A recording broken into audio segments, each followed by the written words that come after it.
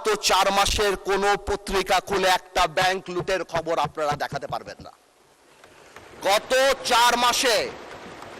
4 মাসে আপনারা কোন ধরনের পলিটিক্যালি প্যাট্রোনাইজ, আপনি যদি লাইব্রেরিতে যে শুধুমাত্র আওয়ামী লীগের প্রথম 6-7 মাসে দেখেন, অতদিনেই কিন্তু বেসিক ব্যাংক খাওয়া ওই বাচ্চু সাহেব আরম্ভ করে দিয়েছিল সেপ্টেম্বর মাসে।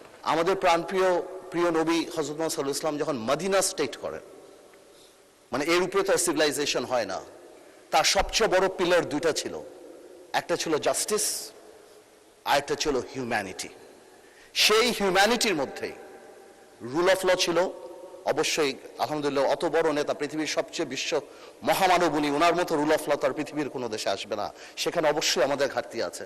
কিন্তু এই যে ইন্টেনশনটা, এই যে জাস্টিসের ইন্টেনশন, এতিমদের জন্য, মহিলাদের জন্য, ডিস্ট্রেসড মানুষের জন্য, ফিজিক্যালি চ্যালেঞ্জ মানুষের জন্য, এই যে চিন্তাটা ইনশাআল্লাহ আল্লাহ জানি আমাদের এখানে এই বরকতটা নিয়ে আসে। আমি এটাই চিন্তা করি, আমি এটাকেই রেসপেক্ট করি।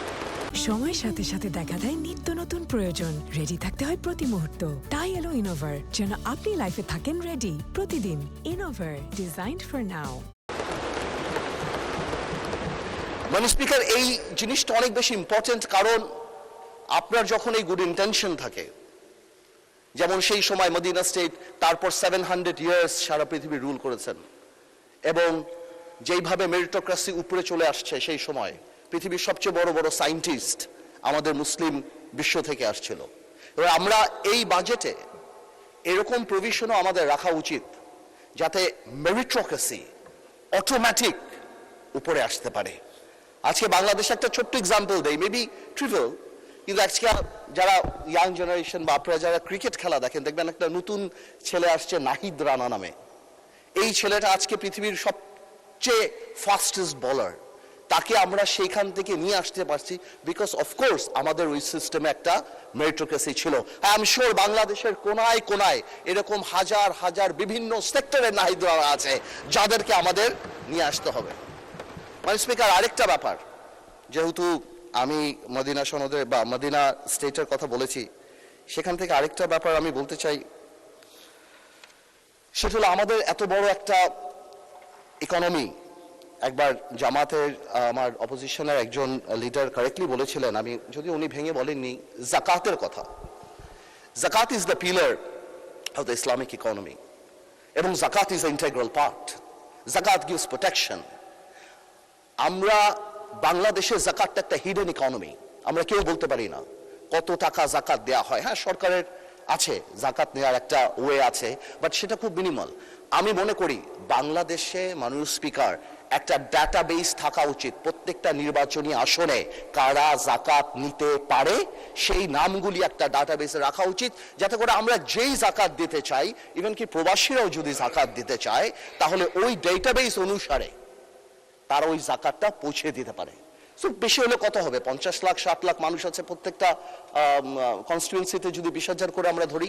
কিন্তু এতে কি হবে, উই মাস্ট প্রমোট দ্য জাকাত। যেমন আগেই বললাম, জাকাত আমাদের ইকোনমির অনেক বড় ব্যাপার, এবং নিশ্চয়ই মানুষ জাকাত দেয়। জাকাতের বাদও দেখেন এত মসজিদ মাদ্রাসা যে হয়, নিশ্চয়ই মুসলমানরা দান করে, তাই তো হয়। মানুষ জাকাত দিতে চায় কিন্তু পারে না। আপনি নর্মাল ওয়েবসাইট দেখেন না মানুষ speaker, what website sells? It doesn't sell product, it sells convenience. আজকে যদি এরকম ওয়েবসাইট আমাদের থাকে, যেখান থেকে বা অ্যাপ থাকে, যেখান থেকে তাদের কাছে কার্ড থাকে, তাদেরকে আইডেন্টিফাই করতে পারি, অনেক প্রবাসী মানুষ আছে। আমি সব মাননীয় প্রধানমন্ত্রী ইংল্যান্ডে ছিলেন, দেখবেন আমরা ইংল্যান্ডে আপনার টিভিতে দেখতাম 1 ঘন্টার মধ্যে বাংলা চ্যানেলে সিলেটে কোনো একটা মসজিদে হাজার হাজার পাউন্ড তারা বের করে ফেলতো। ওয়াই?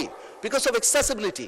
আমার মনে হয় যারা জাকাত প্রাপ্য তাদেরকে আমাদের এই সুযোগ করে দেওয়া উচিত, যাতে জাকাতটা আরো অনেক পপুলার হয়। অ্যাট দ্য সেম টাইম আমি প্রপোজ করব যে একটা জাকাত টেলিভিশন যাতে আমরা ইন্ট্রোডিউস করতে পারি, যাতে বাংলাদেশে যারা জাকাত নিতে পারে, যারা প্রাপ্য, তাদেরকে আমরা জাকাত যারা দিতে পারে সেই জনগোষ্ঠীর কাছে পৌঁছে দিতে পারি।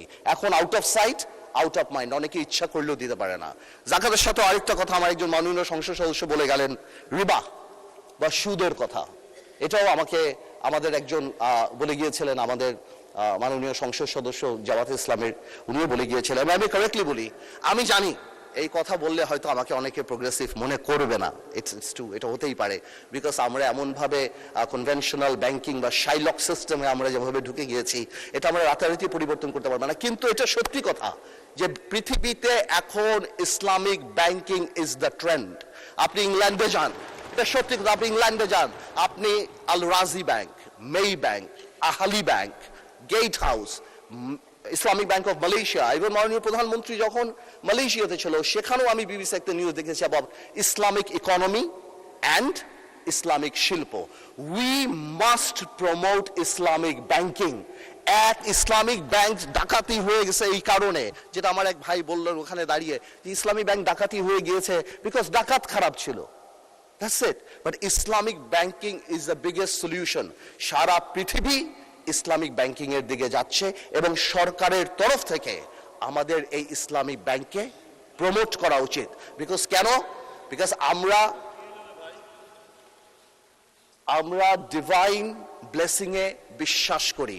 আমরা বিশ্বাস করি ইসলামিক ব্যাংকিং যত প্রমোটেড হবে বাংলাদেশে, ইসলামী হবে, আল্লাহ তাআলার সেই রহমত, ডিভাইস ব্লেসিং আমাদের উপরে আসবে।